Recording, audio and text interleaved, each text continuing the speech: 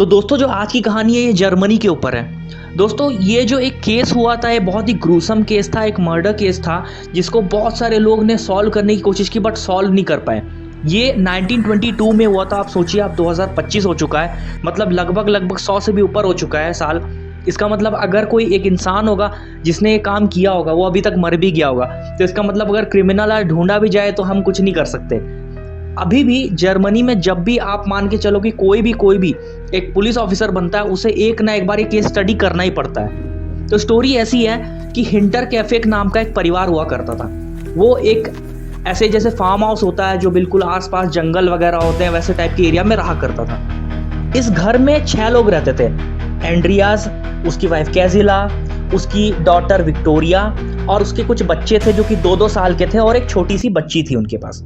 तो ये 5 लोग रहा करते थे। तो दोस्तों शुरू यहाँ से होती कि एंड्रियास जो इस घर का मुखिया था उसके पास अच्छे खासे पैसे थे, अच्छी खासी लाइफ चल रही थी। उसके साथ उसकी वाइफ कैजिला रहती थी और उसकी एक बेटी थी जो कि विधवा थी, उनका पति मर गया था। वो असल में जर्मन आर्मी में काम करता था और उसकी डेथ हो गई थी। और विक्टोरिया के पास 3 बच्चे थे। तो उनकी जो लाइफ थी नॉर्मल चल रही थी।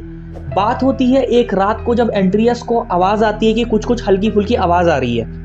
आसपास जंगल थे और जो कैजिला होती है, जो एंड्रियास की वाइफ होती है, वो बोलती है कि यार रात को तुम्हें ऐसी भ्रम होगा, रात के टाइम कौन आएगा और प्लीज़ मत उठो, क्योंकि अगर उठोगे तो सबके सब उठ जाएंगे, तुम्हारी जो बेटी है उसकी भी नींद खराब होगी, बच्चों की भी नींद खराब होगी। तो वो बोल देती है कि सो जाओ।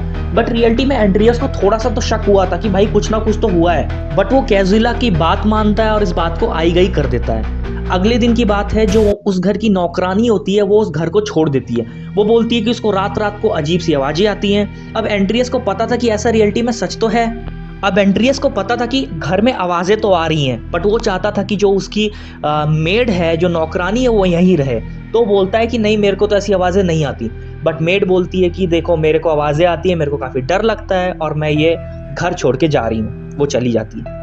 एंड्रियास उसके बाद एक नई मेड लेके आता है, नई नौकरानी लेके आता है। तो बात आई गई हो जाती है। कुछ दिन अच्छे बीतते हैं। उसके बाद बात होती है 17 मार्च 1922 की। ये वो दिन था जब जो न्यूज़पेपर वाला होता है वो न्यूज़पेपर देता है और वो देखता है कि पिछले 2 दिन के न्यूज़पेपर भी लिए नहीं गए हैं। वो जानता था कि इनके घर वाले जो हैं, इनको कोई ऐसे रिलेटिव्स तो है नहीं, ये कहीं बाहर जाते नहीं, और अगर जाते भी हैं तो शाम तक आ जाते हैं। तो 2 दिन से वो हैं क्यों नहीं।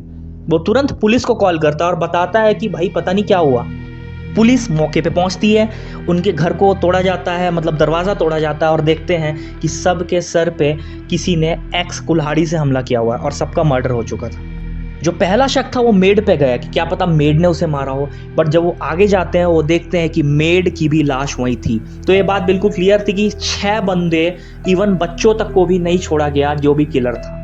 आसपास के लोगों से पूछा, उन्होंने बताया कि उन्हें बस हल्का सा कुछ साया दिखा था, बट उन्हें भी नहीं पता कि बात क्या हुई है। म्यूनिच पुलिस बोलती है कि नहीं यार, दिन दहाड़े ऐसा हो गया, ये तो हमारे पुलिस के ऊपर एक धब्बा है। और वो 1000 से ऊपर लोगों से भी पूछताछ करते हैं कि भाई बताओ क्या हुआ, बट उन्हें कुछ पता नहीं लगता। ये केस एक ऐसा केस है, मिस्टीरियस केस, जिसका आंसर आज तक नहीं मिला। अक्सर जो केसेस होते हैं वो बंद कर दिए जाते हैं, बट ये केस आज तक भी जर्मनी में बंद नहीं किया गया। ये इसलिए है कि वो सोचते कि क्या पता आज या कल वो मुजरिम पकड़ा जाए। अब हालांकि वो तो मर चुका होगा, बट फिर भी पकड़ा जाए। जो भी नया पुलिस आता है वो भी एक ना एक बार इस केस को ज़रूर स्टडी करता है और ज़हीन से ज़हीन दिमाग भी ट्राई करते हैं कि इस केस को सॉल्व कर सकें, बट इसका आंसर आज तक नहीं मिला।